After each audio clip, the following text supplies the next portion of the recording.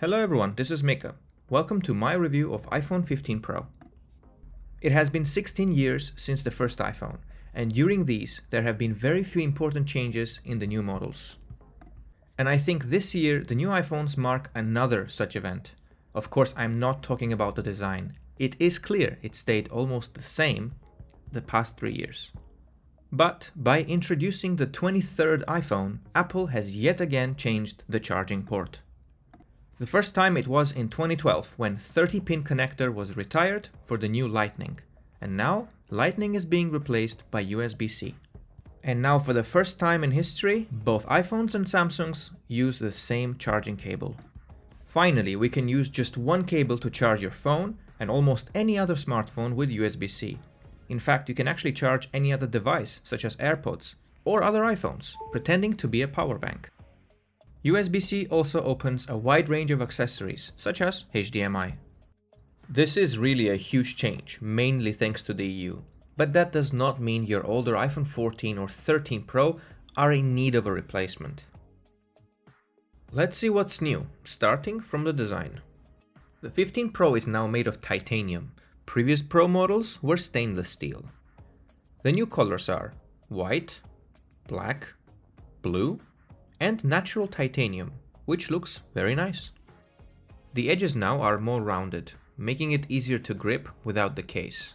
Also, there's 20 grams reduction in the weight. The fingerprints are mostly visible on blue and the black models. I will also mention that Apple has reduced the cost of repairing broken back glass from $500 to $200.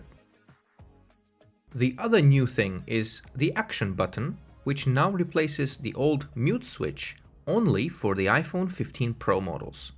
This button even has a custom settings page, where you can change the functionality of it when pressed.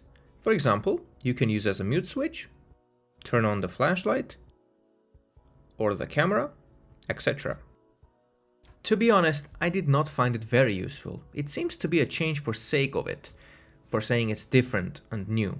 It is good to have more customizability on iPhones, but I still ended up leaving it on a mute. It is not a surprise that the new iPhones come with a new chip, which is better than the last year's, but even that one was very capable, powerful and quick, so you won't see any mind-blowing performance difference here. I did notice some improvements on 5G speeds, but that's very specific where you are and what SIMs you use. By the way, speaking of SIM cards, remember that iPhones bought from the USA do not have SIM card slots, which you can get if you buy it from Europe, for example. Before reviewing the camera pictures, I would like to mention few things. First, I was very surprised to see pretty much no change in charging speeds using USB-C versus Lightning from last year's iPhone 14 Pro. There is no fast charging here. And for yet another year, there is also no reverse wireless charging. Second, there were several articles on the internet regarding overheating of iPhone 15 Pros, but to be honest, I did not experience anything outstanding when compared to 14 Pro. Perhaps I was not pushing it that much. Apple is aware of this, and even in the latest iOS 17.0.3, the issue has been addressed. Third, I did not notice any difference in terms of speaker quality or volume against the last year's model.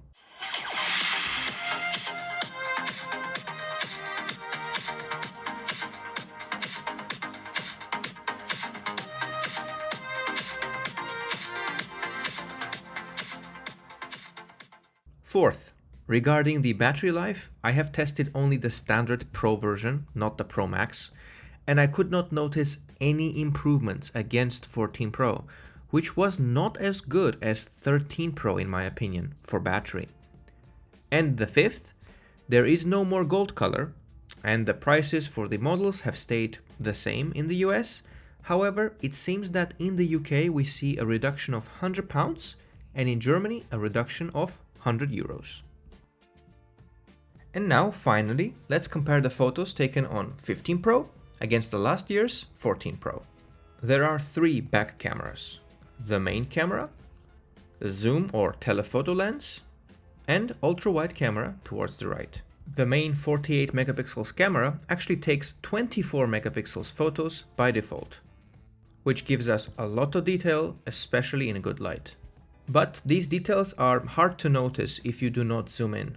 I did notice better HDR, especially here with less exposed shadows, and the details are also visible in low light when zoomed in after taking the picture. Note that this does not work on the zoom camera, which still remains 3x zoom. However, it is upgraded to 5x zoom on the iPhone 15 Pro Max version.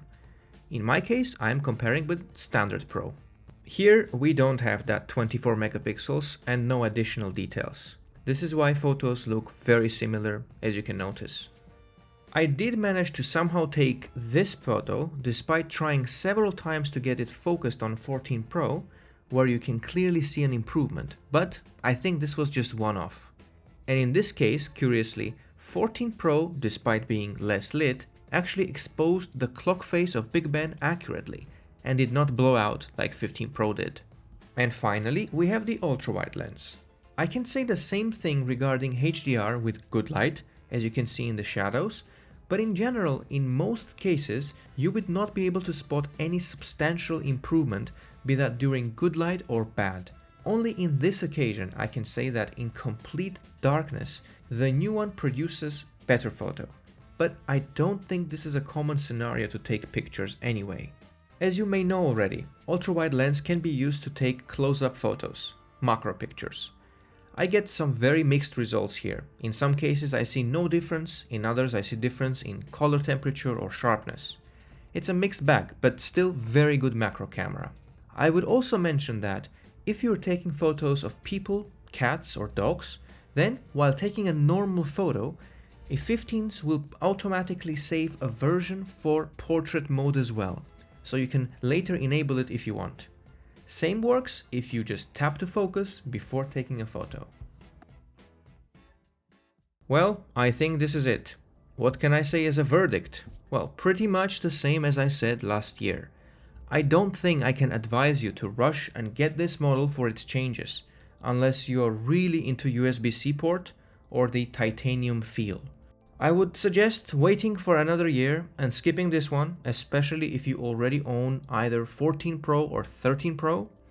There is almost no point of replacing them with this 15 Pro model. But if you do have 12 Pro or an older models, then yes, this will be a huge change for you.